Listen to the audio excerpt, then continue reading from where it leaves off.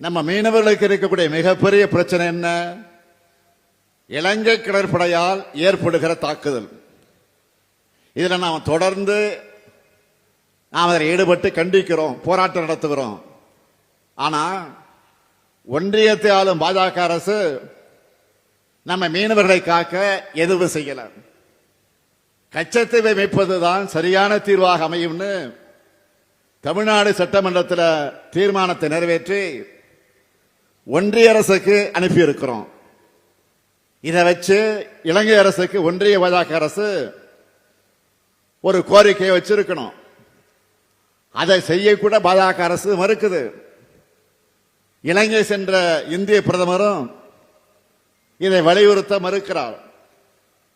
கச்சத்தீவை தரமாட்டோம்னு இலங்கையினுடைய வெளியுறவுத்துறை அமைச்சர் சொல்லுகிறார்.